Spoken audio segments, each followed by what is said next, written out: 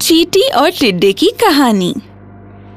बहुत साल पहले एक घास के मैदान में एक चींटी और एक टिड्डा रहता था। दिन भर चींटियां बहुत काम करती थी। दूर खेत से गेहूं के दाने लाने का कठिन कार्य वो करती थी। उनका ये कार्य बड़े ही अनुशासन से चलता था। हर सुबह वो जल्दी में रहती थी।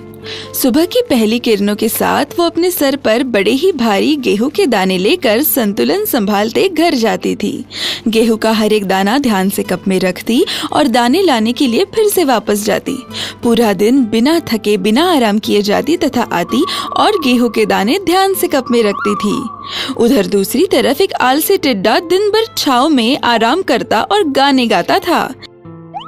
भविष्य में क्या होगा इसकी फिक्र किए बिना वह आराम से जीता था। उसे दिन भर काम करने वाली बेचारी चींटियों पे दया आती थी।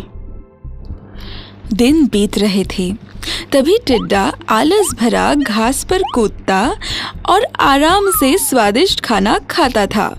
गाना गाते गाते आराम से जी रहा था।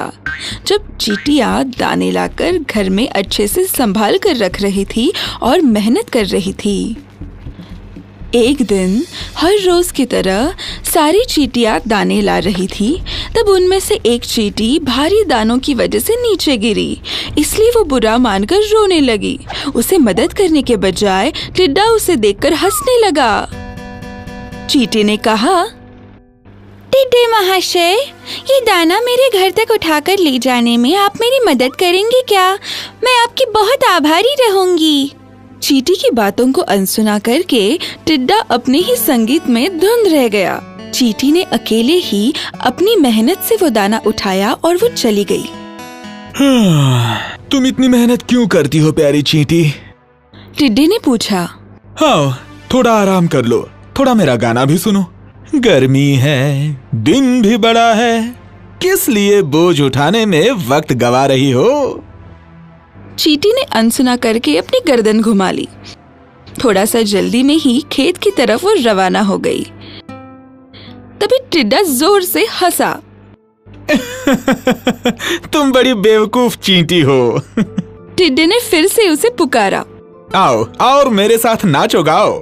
काम को भूलकर गर्मी का थोड़ा सा मजा लेते हैं। मैं बारिश के मौसम के लिए खाना इकट्ठा करने में लगी हूँ, चींटी ने कहा, और तुम्हें भी ऐसा ही करना चाहिए। हाँ, बारिश की चिंता इतनी क्यों करनी है? टिड्डे ने जवाब दिया। अभी तो हमारे पास बहुत सारा खाना है और बहुत सारा वक्त है बरसात की तैयारी के लिए। लेकिन चींटी को समझ आ गया था कि वो क्या कर रहा है, इसलिए वो अपने रास्ते निकल गई। इधर टिड्डा पूरी ऋतु में अपने ही नाच गाने में व्यस्त रह गया। सारे दिन काम करके बारिश की तैयारी करने के बजाय उसने खेलना, नाचना, गाना इन्हें महत्व दिया। ये सुंदर गर्मी के दिन हमेशा रहने वाले नहीं हैं और जल्द ही बारिश और उसके बाद सर्दी आने वाली है, ये तो वो भूल ही गया था।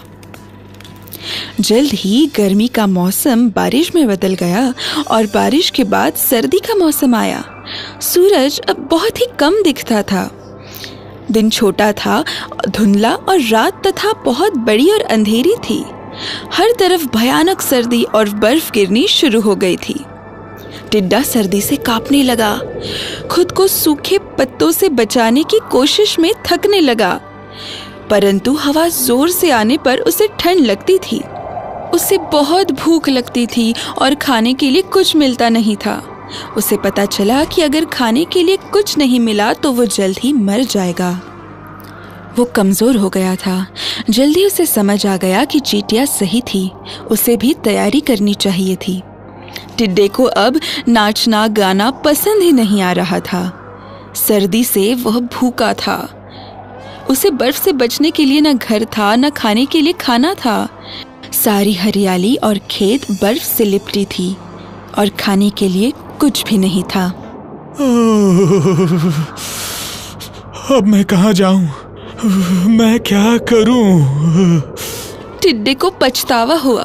इस बार की सर्दी हर बार से इतनी बुरी होगी ये टिड्डे ने सोचा ही नहीं था। खुद के खाने का इंतजाम उसने नहीं किया था और वो करने में दूसरों की मदद भी नहीं की थी।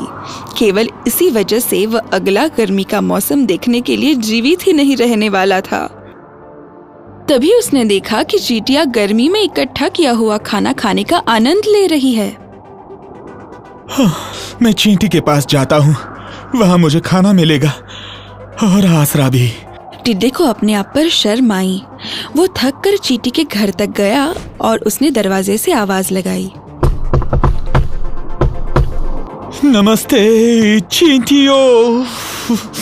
वो मुस्कुराते हुए बोला, मैं आ गया तुम लोगों के लिए गाना गाने, लेकिन उसके लिए मुझे थोड़ी सी गर्मी चाहिए और कुछ खाना भी चाहिए ताकि मैं गा सकूं।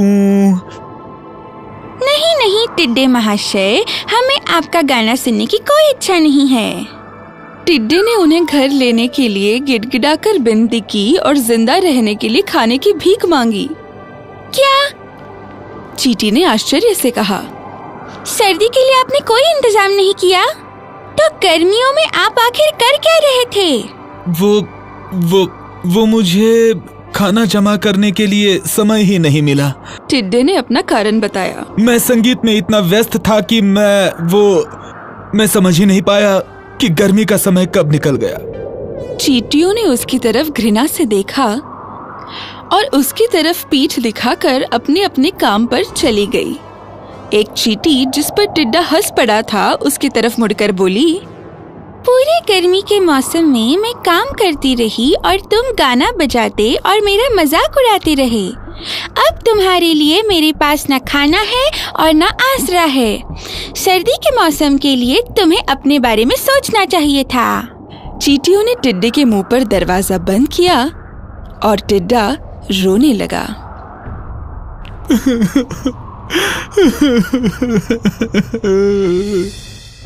समाप्त। If you enjoyed this story, please like and subscribe our channel and press the bell icon to get future updates. And don't forget to comment.